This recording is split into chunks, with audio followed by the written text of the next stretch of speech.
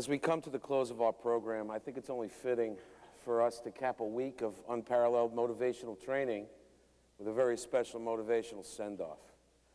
Each one of us experiences significant emotional events in our lives that change us forever. These profound personal paradigm shifts dramatically influence the people and organizations around us. Here to drive that message home, we're pleased to have with us Dr. Burton Clark. Dr. Clark is a 33-year fire service veteran and a nationally recognized fire service educator.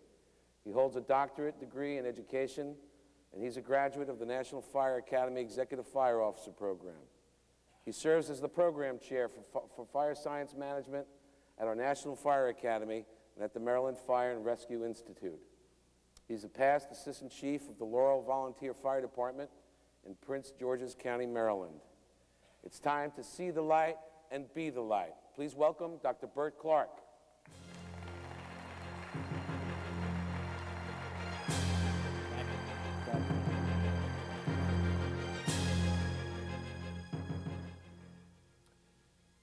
Thank you very much. See the light, be the light. This is supposed to be a motivational, educational, funny, and memorable speech, all in 45 minutes. How is that possible? It's possible because the speech is about you. The speech is about me.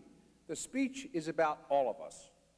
The speech is about the people in our history and about the people in our future. It is about the people and events around us that can change our lives forever. I'm not going to talk about anything you don't already know, but it may help you remember things that you may have forgotten. And I get to achieve one of my career goals of being a keynote speaker at FDIC. I highly recommend that you add that one to your life to-do list. I would like to dedicate this speech to my wife, Carolyn Smith Clark, for she is the light of my life. See the light, be the light. The idea for this speech comes from the Bible, the story of Saul on the road to Damascus. Saul was a good government bureaucrat. His job was to go round up Christians and deport them or crucify them. He was so good at his job, his nickname was Saul the Persecutor. While leading his troops to Damascus, just outside the city, Saul was struck by a bright light from heaven and knocked from his horse and blinded. A voice spoke to him, "Saul, Saul, why do you persecute me?" Saul yelled, "Who are you, Lord?" The voice replied, "Go into the city and I will be revealed to you."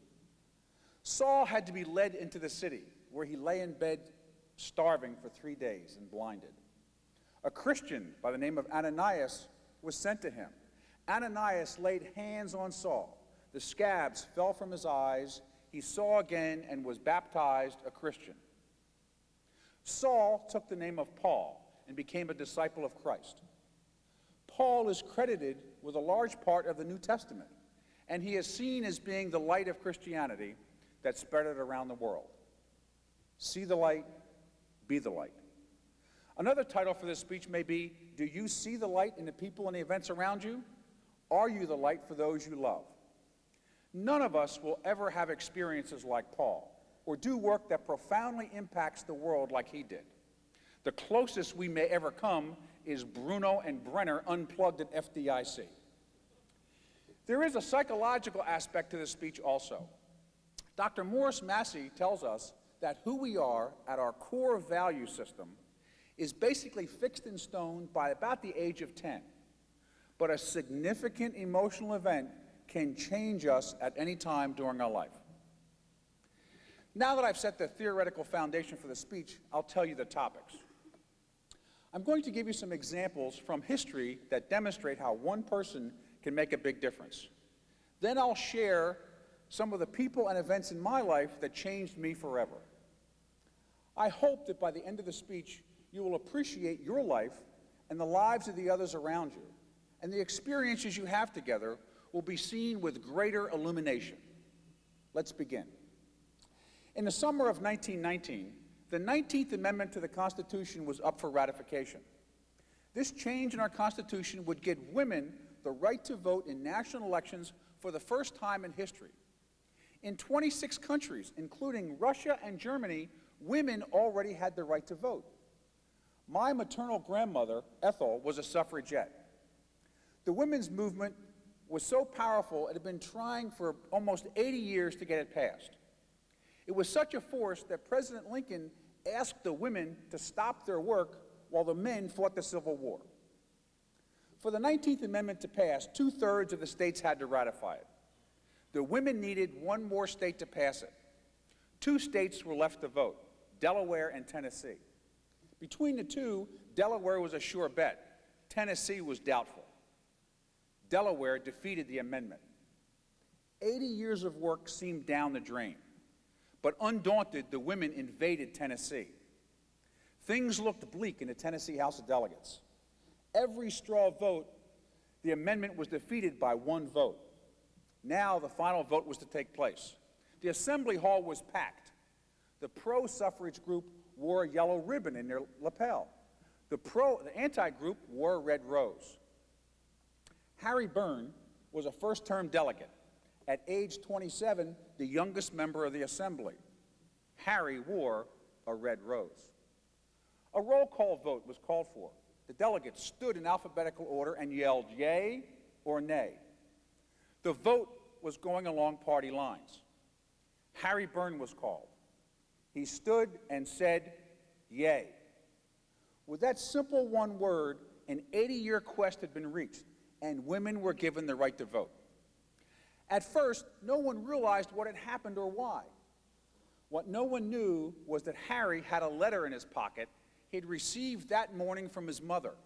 It said, "Harry, be a good boy and give women the right to vote." Harry was in big trouble with his party and would have been run out of town tarred and feathered. But the next day, he stood in the assembly and said, "A boy can never go wrong by doing what his mother wants, and my mother wanted me to give women the right to vote."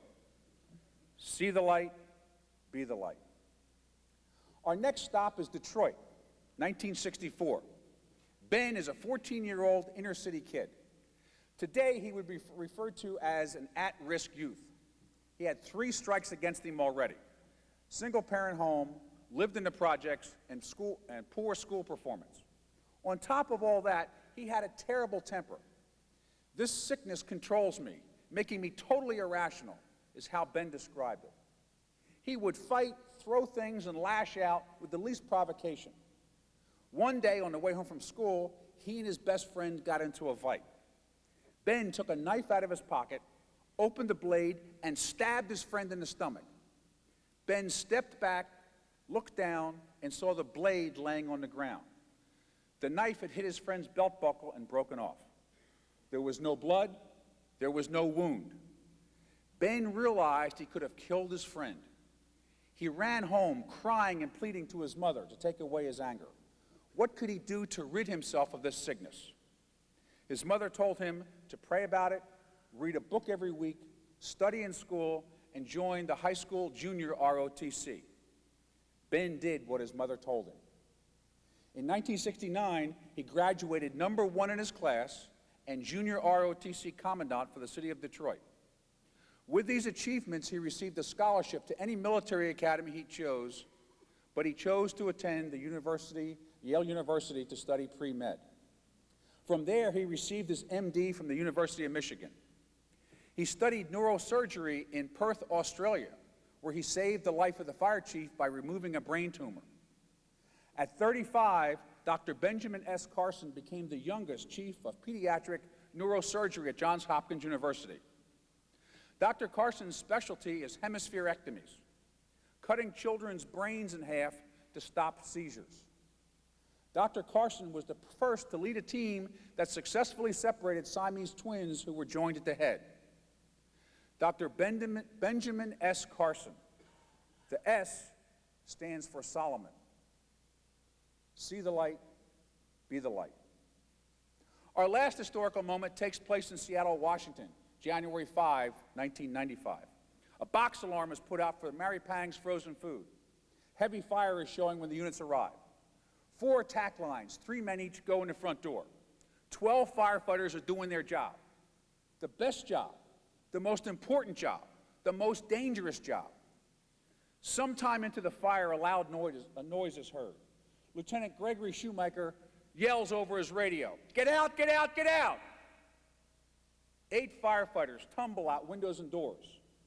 Lieutenant Shoemaker and 3 brother firefighters fall into the basement when the floor collapses. Valiant rescue attempts are in vain. What told Lieutenant Shoemaker to yell over the radio, "Get out"? We will never know, but 8 firefighters are alive today because he did. See the light, be the light. There are thousands of events in our lives that have impacted each of us in important ways, most of which we are not even aware of. Few of us see how we impact others, and it is unlikely anyone will ever write about us. But that does not make your experiences and my experiences less valuable or important. We can add value to the experience by seeing their importance in shaping who we are and how we behave. I joined the fire service in August 1970. It was a Saturday afternoon in Landover, Maryland. I had just moved from New Jersey and didn't know anyone. My wife sent me up the street to the store. When I came out, I noticed the Kentland Volunteer Fire Department across the street. The doors were open, so I walked in. Nobody was there except the Dalmatian dog. I later learned that his name was Halligan. A couple of minutes passed and the fire trucks returned to the station. The guys got off. They were all in softball uniforms, just getting back from a game. We talked. They handed me a beer and asked if I liked to play softball. I said sure. So I became a volunteer firefighter on the spot. For the next couple of weeks, I hung out at the firehouse a lot. I was between jobs, school didn't start until September, and my wife worked. I had instant friends, we played softball and drank beer. I had been in the fire department for about 2 weeks, never actually going on a fire truck. One afternoon, during the middle of the week, I'm sitting at the fire station in the TV room watching The Gong Show. A young guy comes in dressed in an Army uniform. We introduce ourselves to each other. He was Jimmy Panetta, a member of the fire department who had just come back from leave. We talked. Jimmy asked me if anyone had shown me anything. No, they just told me to get gear off the spare gear rack and get on a fire truck. Jimmy said, let me show you some stuff. So we went out to the apparatus bay. He proceeded to show me how to stand on the back step of a pumper. Hold on, bend your knees. Then he said he was going to show me how to be the layout man.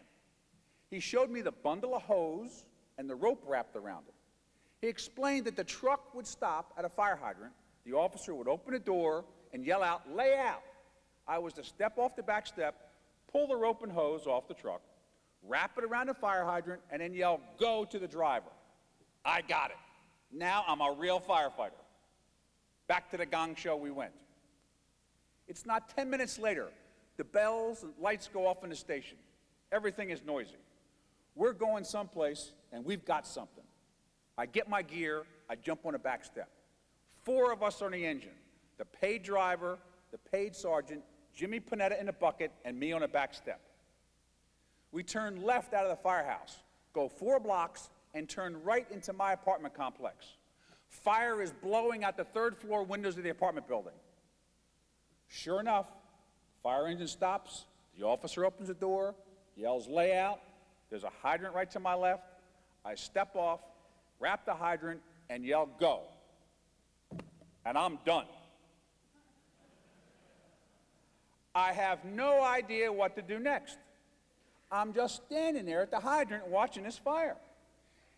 It seemed like it would take forever for help to arrive. But within about 2 minutes, the next pumper from Kentland arrived, with driver only, Wayne Ramsey. I didn't recognize him, he didn't know me. But he did know I had no idea what I was doing. The steamer cap was not removed, the bundle of hose was still wrapped around the hydrant wrench was still fastened on the rope hose door. The hydrant was on a grassy knoll in the parking lot, so the pumper could nose right into it. So the front of the pumper was only about 4 or 5 feet away from the hydrant. Wayne kneeled down to untangle the hose and take off the steamer cap. He told me, "Get the hose off the front bumper and bring it to me." I can follow directions. The hose was the big 5-inch soft sleeve with the 15-pound coupling on the end of it. I grabbed the hose about 6 inches behind the nozzle, pulled it, swung around, and gave it to Wayne. I did. The coupling hit him in the side of the head. Wayne went down like a rock. I realized that not only did I not know what I was doing, I was dangerous. Wayne shook off the clubbing I gave him, got himself together, and said, "Stand there and don't move."